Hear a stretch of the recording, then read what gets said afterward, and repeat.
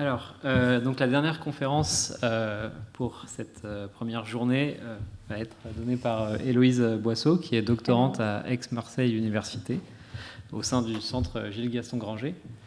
Ses domaines de recherche sont l'épistémologie et l'éthique de l'IA, la philosophie des sciences cognitives, la philosophie de l'esprit, et le titre de sa communication est « Expert de papier, de carbone et de silicium, déférence et technologie épistémique au temps du tout IA ». Alors, merci beaucoup pour l'introduction et merci aux organisateurs pour la mise en place du colloque et de me donner l'opportunité d'y participer. Donc, la question qui va m'occuper aujourd'hui, c'est celle de l'expertise des systèmes d'IA, donc connexionnistes, dits de prise de décision. Donc, question qui fait écho assez directement en fait, à certaines discussions qu'il y a eu à l'instant et plus tôt dans la journée. Donc, il est relativement usuel aujourd'hui, depuis relativement peu, mais suffisamment quand même longuement pour qu'on soit assez sensible à ces questions. Donc, il est assez usuel de constater que les interrogations autour des notions de confiance, de dépendance épistémique et d'expertise, notamment en contexte de prise de décision, tout aussi classiques que soient ces questions dans le champ de l'épistémologie sociale, aujourd'hui se voient en quelque sorte revisitées du fait de l'arrivée de systèmes artificiels qui nous semblent parfois être ou bien complètement ou bien en quelque sorte équivalents à de nouveaux agents épistémiques.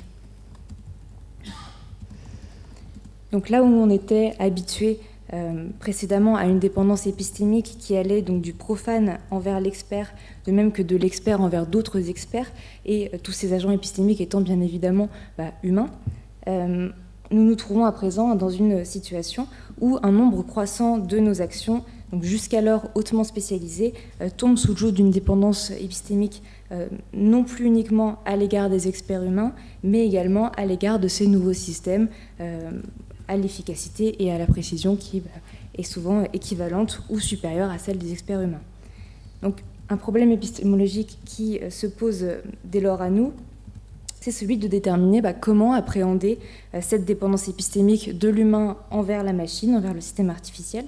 Et une façon quelque peu traditionnelle aujourd'hui d'aborder cette question, et ce depuis quelques années, passe par l'observation d'une prétendue capacité de ces systèmes à émettre des jugements épistémiques qui sont hautement fiables, mais qui sont également entièrement opaques.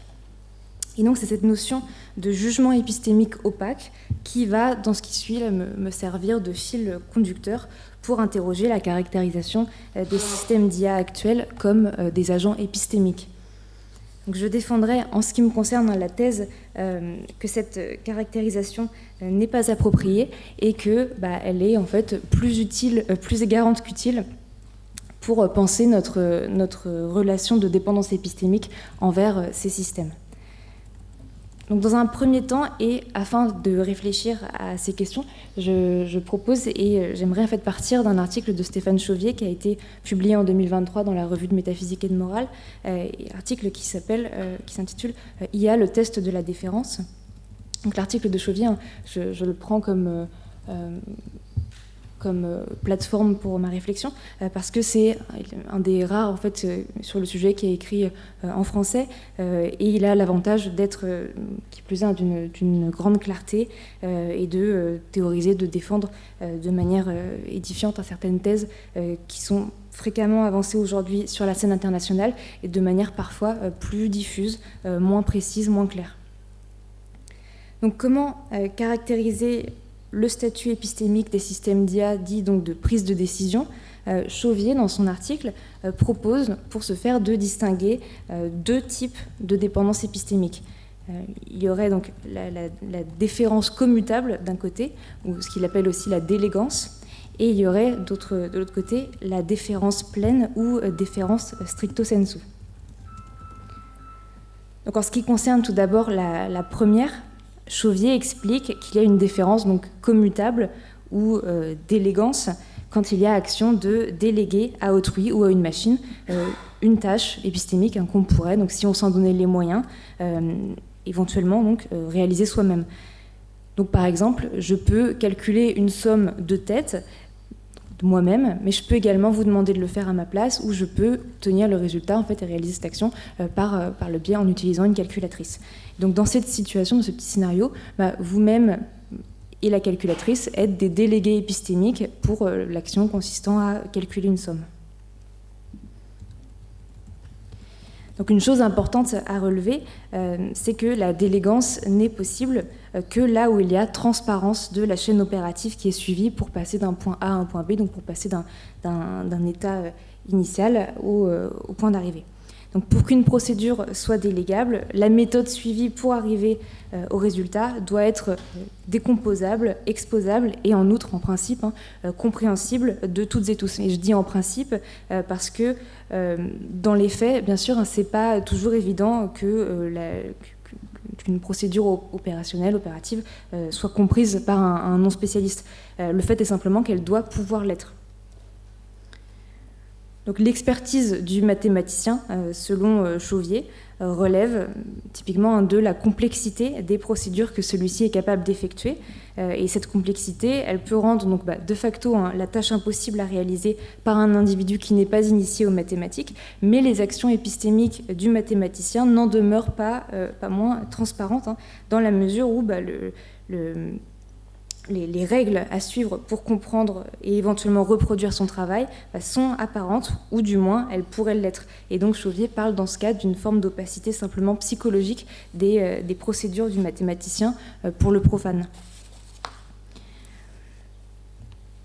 Et il est d'autre part important de noter que la délégance épistémique, quand elle implique spécifiquement une machine, elle dépossède l'action en jeu de certaines de ses caractéristiques fondamentales. Donc, quand je vous délègue l'action de calculer à ma place une somme, l'action est réalisée de façon plus ou moins équivalente à la façon par laquelle moi-même j'aurais pu la réaliser. Plus ou moins parce qu'il peut exister des différences, des variations dans les méthodes de calcul, par exemple.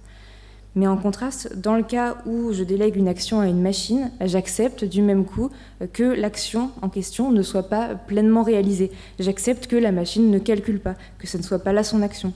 Mais je reconnais néanmoins que son action, qui n'est donc pas une action de calculer, puisse aboutir à un résultat qui correspond au résultat de l'opération mathématique qui m'intéresse. Et donc Chauvier prend note et prend conscience de ce point et donc caractérise cette transformation ou cet amoindrissement de l'action humaine quand elle est réalisée par un système artificiel en mobilisant la notion de simulation. Et donc il faut garder là à l'esprit que ce terme de simulation utilisé à cet endroit a un sens qui est bien particulier. Donc simuler un processus sur un système artificiel, en ce sens, et selon Chauvier, ça consiste dans le fait d'atteindre un état final au moyen d'une chaîne opérative qui est différente de celle qui est mise en œuvre par l'humain qui fait l'action originale. Et cette nouvelle chaîne opérative, celle qui est donc mise en œuvre par la machine, en outre, ne nécessite pas d'intelligence de la part du système qui la met en œuvre. Donc la simulation, elle est de cette façon le lieu d'un amoindrissement de l'action initiale humaine, et on peut noter qu'on retrouve ici, au passage, la conception du calculateur électronique comme version amoindrie du calculateur humain, telle qu'elle était par exemple développée par Turing. Donc en suivant Chauvier, on peut dès à présent considérer qu'une très grande partie des systèmes artificiels qu'on utilise quotidiennement possèdent ce statut de délégué épistémique. Et le cas le plus évident, c'est bien entendu le cas du système dit expert qui nourrissait donc essentiellement les discussions il y a une trentaine d'années. Donc un système clos sur lui-même, au fonctionnement transparent et agissant à partir d'un ensemble fini de règles et de données. En contraste de cette première sorte de déférence qui est donc la délégance épistémique, la déférence commutable, la déférence cette fois totale, pleine, ou la déférence stricto sensu, implique, selon Chauvier, une asymétrie cette fois de principe entre le savoir-faire de l'expert et celui du profane. Et donc dans ce cas-là, il y a non-commutabilité des agents épistémiques. Et cette asymétrie, qui cette fois donc est inévitable, entre l'expert et le profane, elle tient, selon Chauvier, au fait que la connaissance ou le savoir-faire de l'expert, auquel on se défère cette fois pleinement, cette fois n'est pas formalisable, ni même simplement formulable. Donc le savoir de l'expert, que Chauvier orthographie dès lors avec un E majuscule, serait en effet son savoir propre, dans la mesure où il ne serait pas partageable, c'est-à-dire qu'il ne serait pas extensible aux autres agents épistémiques. Donc si un profane souhaite bénéficier des connaissances de l'expert, il lui faudra se déférer pleinement à celui-ci et recevoir les connaissances telles quelles, sans possibilité de faire sienne une méthode qu'il pourrait appliquer pour parvenir par ses propres moyens à la même conclusion que l'expert. Donc la distinction entre la possible exposition et la transparence d'un raisonnement d'un côté, celui de la délégance, et de l'autre côté l'impossible exposition et l'opacité du jugement de l'expert, du côté de la déférence, révèle, selon Chauvier, une distinction qui est clé pour penser les possibilités qui sont ouvertes par les développements de l'IA, et en particulier ces développements récents. Donc, Chauvier nous dit qu'un raisonnement qui donne lieu à des opérations délégables, c'est donc une action qui est simulable. Au contraire, un jugement qui donne lieu à des opérations qui sont non délégables et à une relation donc de pleine déférence envers un expert, un jugement là n'est pas simulable. Et donc là, on arrive au point crucial de la thèse de l'article de Chauvier, c'est que celui-ci estime que dans la mesure où ce qui n'est pas simulable, logiquement, ne peut donc pas être simulé, ce qui n'est pas simulable ne peut être effectué que véritablement. Et c'est ici qu'entre en jeu le test de la déférence qui donne son nom à l'article examiné. C'est que, selon Chauvier, la condition pour qu'on puisse considérer avoir affaire à un véritable expert artificiel et donc à une véritable intelligence artificielle, c'est d'avoir un système qui parvienne, sans qu'on sache véritablement comment, à donner des résultats qui sont équivalents à ceux que pourrait nous fournir un expert humain auquel on se déférerait. Donc dans ces circonstances, si donc, la machine passe avec succès ce que Chauvier appelle le test de la déférence, il nous faudra considérer que le système en question n'est pas une simple approximation ou version amoindrie d'un expert humain, mais que c'est un véritable expert, non pas humain, mais à présent artificiel. Mais donc voilà, d'un autre genre, mais un expert authentique tout de même, et qui serait donc un père épistémique pour tous les experts humains. Donc tout ceci étant exposé, la question se pose de savoir si les systèmes d'IA actuels, les systèmes connexionnistes, sont capables d'émettre des jugements envers lesquels on se défère pleinement en devenant de cette façon des agents épistémiques au même titre que les agents humains, que les experts humains. Donc, selon Chauvier, la réponse à cette question est positive, mais je vais quant à moi suggérer quelques éléments de doute vis-à-vis de cette thèse. Et un premier point problématique, à mon sens, concerne le concept même d'expert auquel on se défère pleinement, tel qu'il est mobilisé par Chauvier. Qui est cet expert au savoir irréductiblement opaque ? On sait que cette notion d'opacité, aujourd'hui, est très importante dans les discussions. Elle apparaît bien évidemment chez Chauvier, mais elle est, pour ainsi dire, omniprésente dans la vaste littérature contemporaine sur le sujet. Et donc, c'est cette notion qui va en grande partie guider ma réflexion à présent. Un premier problème avec la figure de l'expert auquel on se défère pleinement concerne le caractère proprement épistémique de celui-ci, de l'expert. Donc, on vient de relever que Chauvier distingue l'opacité simplement psychologique des opérations qui sont réalisées par le délégué, donc voilà, la complexité par exemple des opérations mathématiques, et de l'autre côté l'opacité cette fois de principe, logique, des opérations, en tout cas des jugements de l'expert. Mais cette idée-là d'une opération, d'une opacité de principe, pose problème pour pouvoir qualifier l'expert auquel on se défère pleinement d'agent épistémique. La délégance, on s'en rappelle, se caractérise donc par la commutabilité des agents épistémiques en jeu. Le point important, là, c'est que cette commutabilité des experts ouvre la voie aux éventuels désaccords épistémiques. Donc plusieurs agents sont en effet en mesure, dans le cadre de la délégance, de s'accorder ou non sur un résultat et donc de reprendre les opérations qui ont été effectuées par un expert donné afin de vérifier le contentieux en jeu, si contentieux il y a.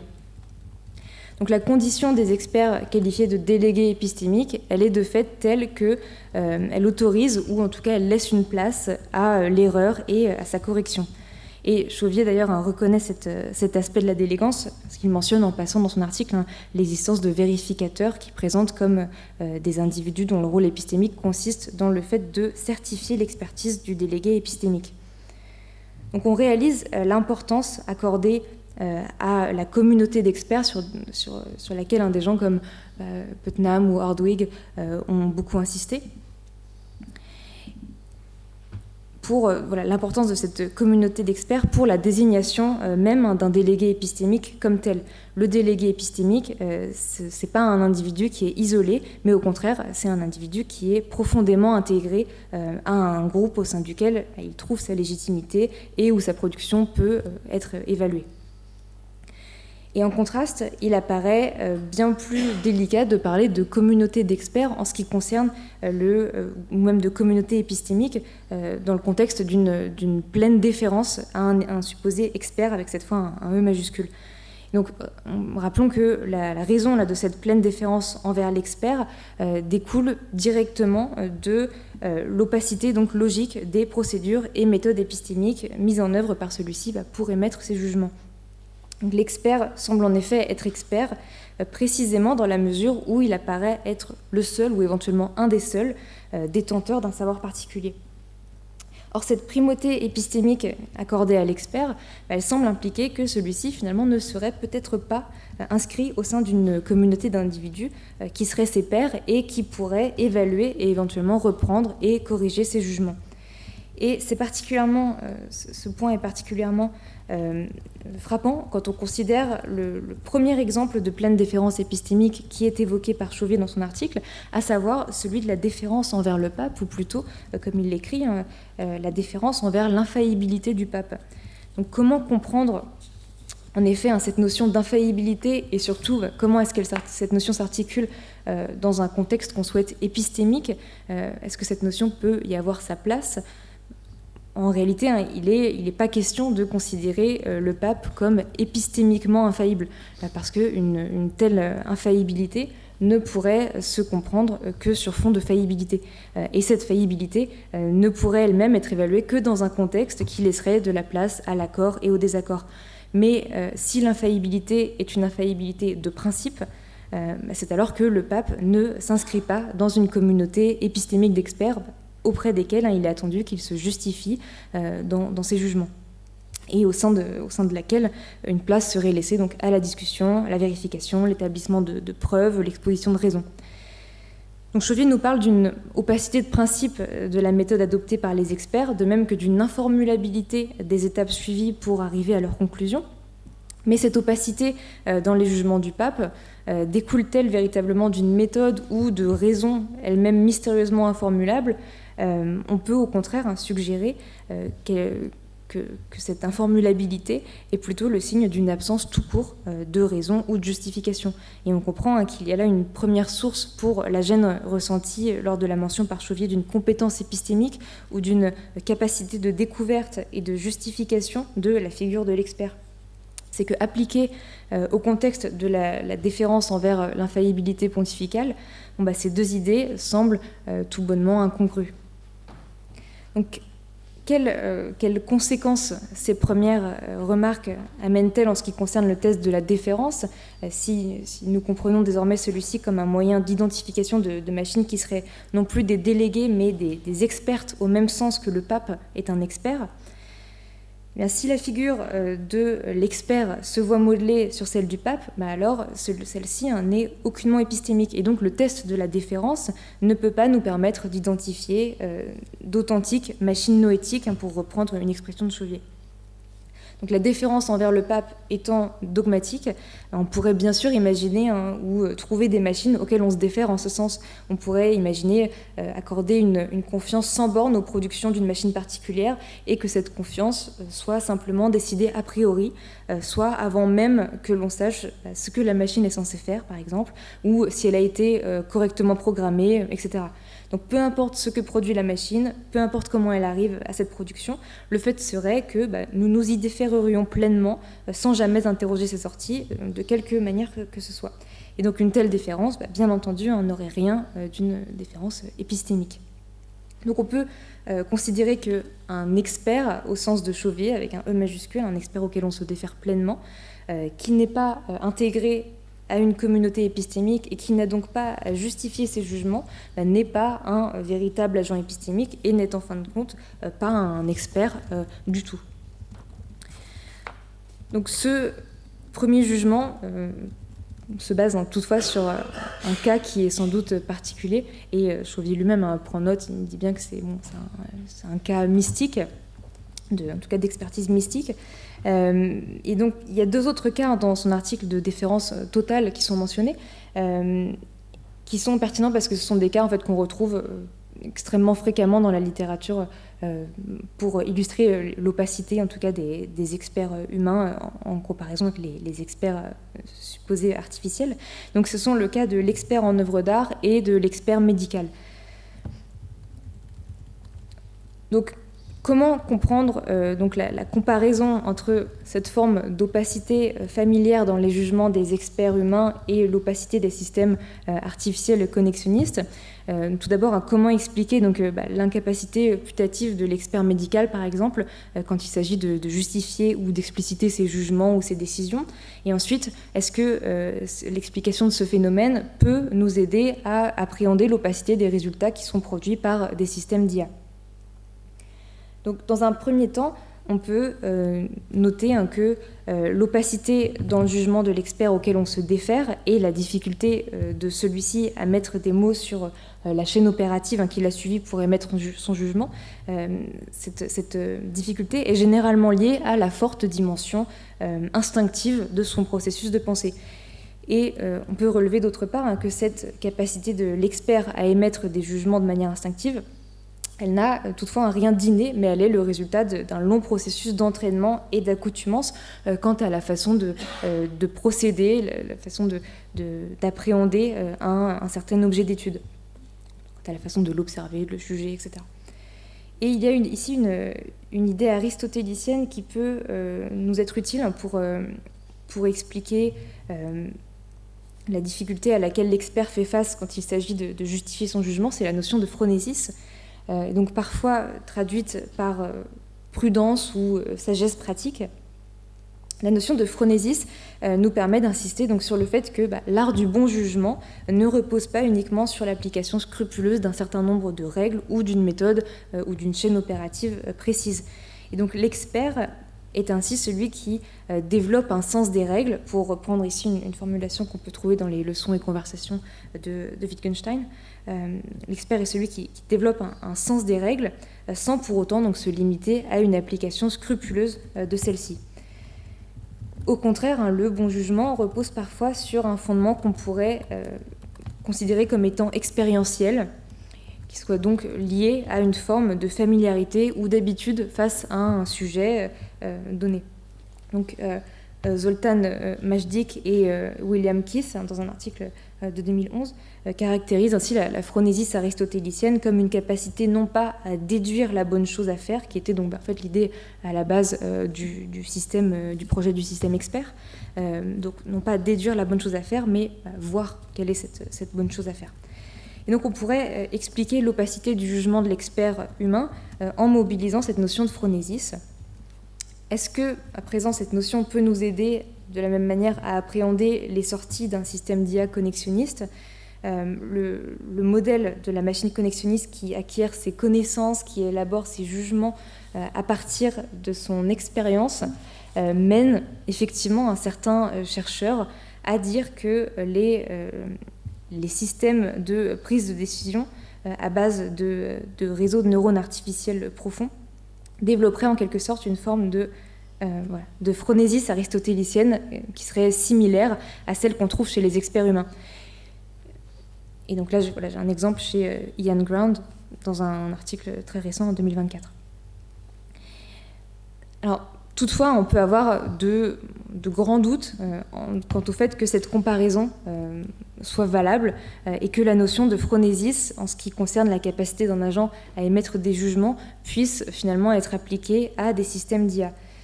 Et il y a une considération, donc, là encore wittgensteinienne, qui permet d'interroger la possibilité même de parler de jugement en ce qui concerne les résultats des opérations des systèmes artificiels reposant sur le deep learning. Et elle est donc évoquée là par Malcolm Budd au sujet du jugement artistique, mais elle peut être élargie à l'action générale consistant dans le fait d'émettre des jugements. Donc la considération prend la forme suivante. Consistant à remarquer que donc les raisons disponibles pour ces jugements ne se limitent pas à ce qui est conforme ou non à une règle, ou, pour reprendre l'autre élément reconnu par Wittgenstein, à la manière ou au degré d'éloignement ou de proximité d'un idéal.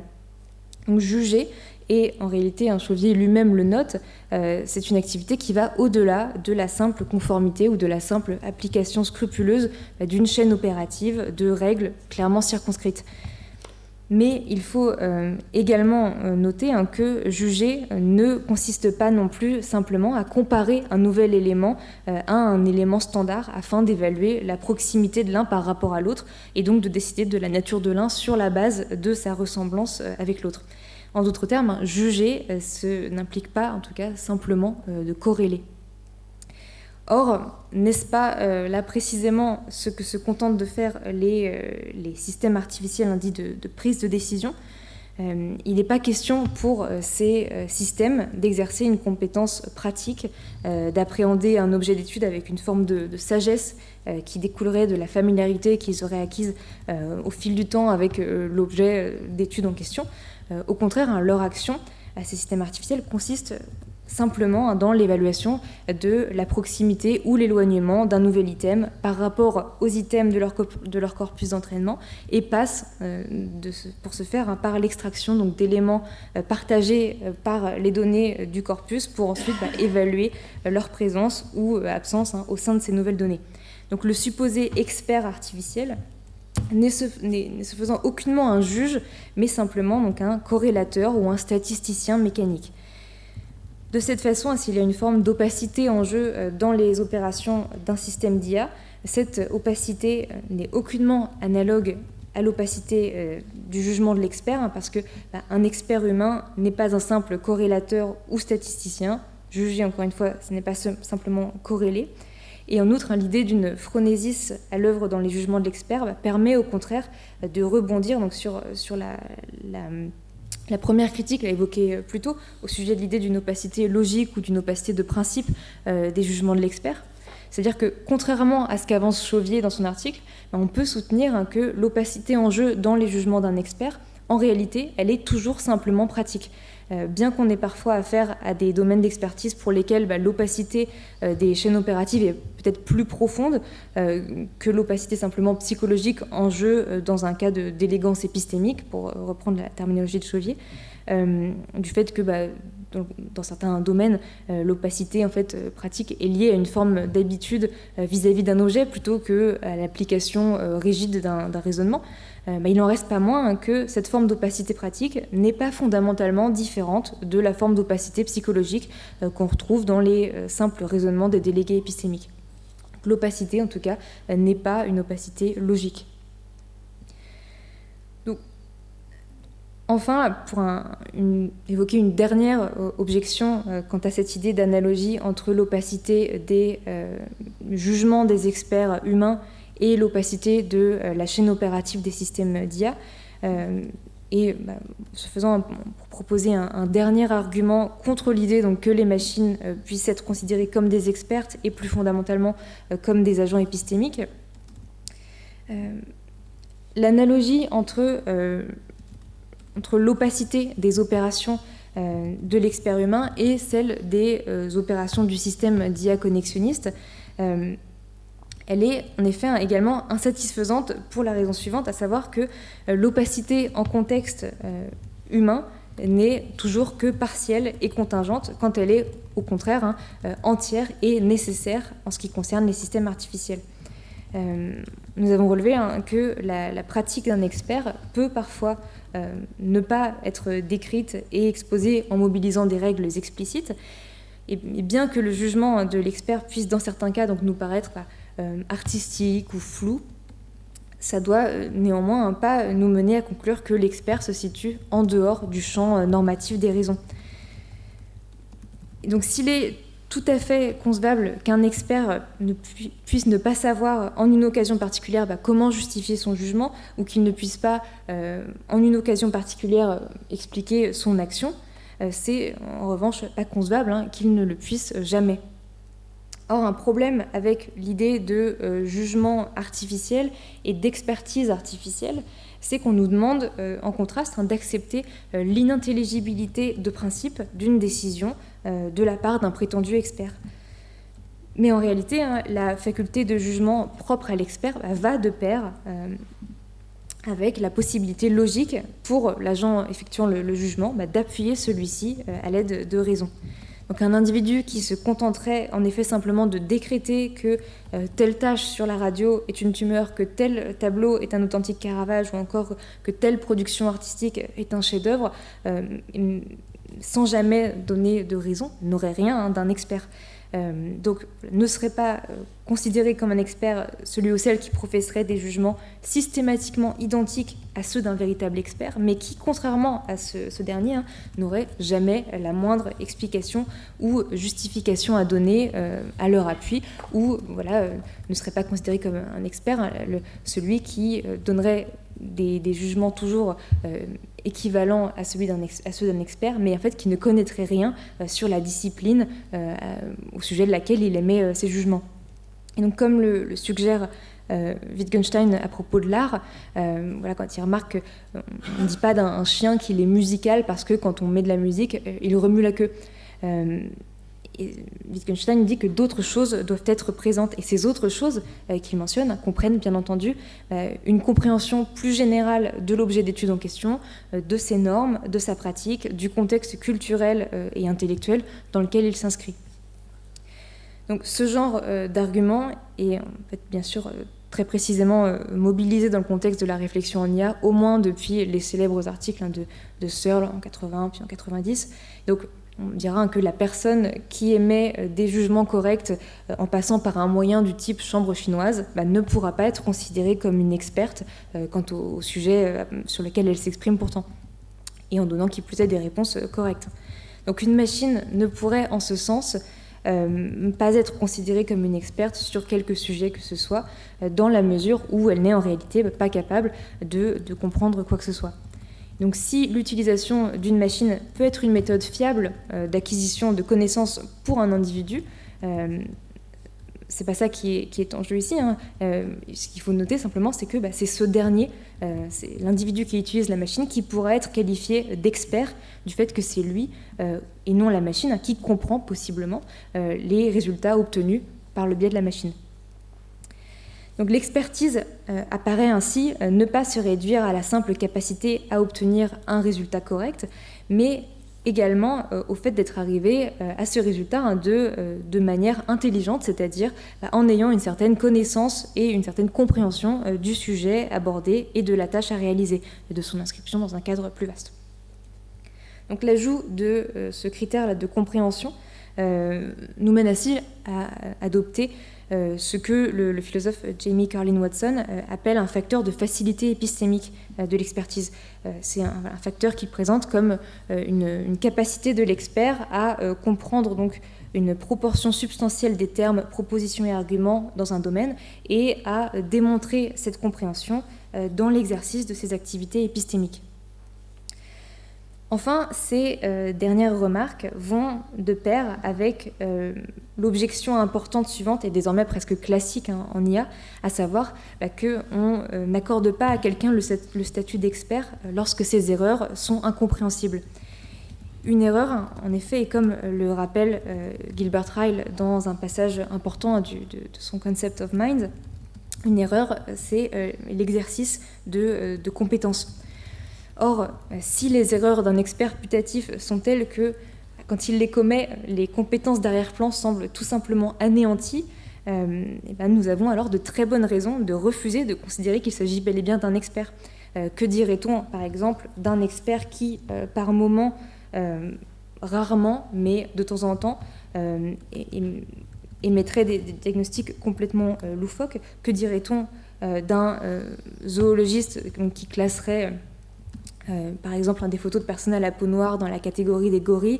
Et donc je prends cet exemple qui est malheureusement très, très connu, hein. C'est le genre de fiasco en fait, qui a notoirement pu gréver là, ces systèmes d'IA connexionnistes, hein, depuis leur apparition.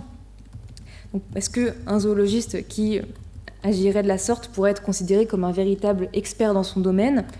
De même, est-ce que, et la chose a été mentionnée tout à l'heure, est-ce qu'un chauffeur routier, par exemple, qui nous assurerait qu'un panneau stop sur lequel on a mis quelques stickers, finalement est un panneau de limitation de vitesse à 45 km/h, ou un chauffeur routier qui, selon les conditions climatiques, par exemple, prendrait un bus scolaire pour une autruche, est-ce qu'il pourrait être considéré comme un expert dans son domaine, qui est donc un expert de la conduite? Enfin, un expert canin qui serait incapable de distinguer un muffin d'un chihuahua, est-ce qu'il pourrait néanmoins faire figure d'expert dans ce domaine? Donc le statut là, de simple corrélateur ou statisticien mécanique entièrement dénué d'intelligence se donne finalement très clairement à voir, hein, dans ce genre de raté quant au soi-disant jugement des systèmes d'IA. Et donc une conclusion importante de ces considérations, c'est qu'un expert est considéré comme tel, finalement, non pas simplement sur la base de ses résultats quantitatifs, mais aussi, et en fait surtout, hein, sur la base de ses résultats qualitatifs. Donc il ne suffit pas de réussir 95% du temps pour être qualifié d'expert, il faut aussi, justement, savoir faire preuve de jugement. Et comme on l'a dit, en fait, la nature même des erreurs de l'expert, en tout cas de l'expert supposé, doit être prise en compte pour considérer si nous avons ou non affaire à un expert. Donc, en conclusion, plusieurs éléments peuvent nous mener à douter, hein, de l'idée d'une expertise artificielle et d'une déférence épistémique justifiée envers un système d'IA, et donc plus fondamentalement du fait qu'un système d'IA soit ou puisse prétendre au statut d'agent épistémique tout court. Donc ici, là, mon argumentation a tourné autour de la notion problématique d'opacité, telle qu'elle est fréquemment mobilisée, hein, dans les discussions sur le statut épistémique des systèmes d'IA et sur leur capacité à émettre des jugements. Donc, il y a plusieurs problèmes qui ont été relevés quant à l'usage de cette notion. D'une part, quand elle est associée à la notion, en tout cas à l'idée d'expertise, cette notion d'opacité, quand elle est surmobilisée, risque de tirer le concept d'expert hors de la sphère épistémique, comme c'était le cas avec l'exemple de la déférence prétendument épistémique à la soi-disant expertise du pape. D'autre part, on a montré, hein, on a suggéré au contraire que l'opacité en jeu dans les jugements de certains experts prenait plutôt la forme d'une opacité, donc ce que j'ai appelé pratique, et était bien illustrée finalement par la notion de phronésis. Et cette notion d'opacité pratique ne peut toutefois pas être utilisée pour qualifier les actions des systèmes d'IA. Les systèmes d'IA ne sont pas des agents qui sont capables d'émettre des jugements en suivant une chaîne opérative opaque équivalente à une forme de phronésis artificielle, parce que les systèmes d'IA ne sont pas capables d'émettre des jugements tout court, mais simplement d'établir des corrélations entre plusieurs données ou plusieurs ensembles de données. Et enfin, c'était mon dernier point, il est important de garder à l'esprit, hein, l'importance de la possibilité logique pour un expert de donner des raisons, de justifier ses actions et ses jugements, et ainsi, hein, sur le fait que l'opacité qui entoure les jugements d'un expert ne doit être que partielle. Et donc, il ne suffit pas finalement de donner des réponses comme le ferait un expert pour obtenir le statut d'expert. Et c'est pourquoi il n'y a pas de sens à parler des systèmes d'IA comme étant des experts. L'expertise implique la possession par l'agent considéré de certaines compétences. Et cette notion de compétence qui, à mon sens, est cruciale dans ces discussions. Voilà, je vous remercie.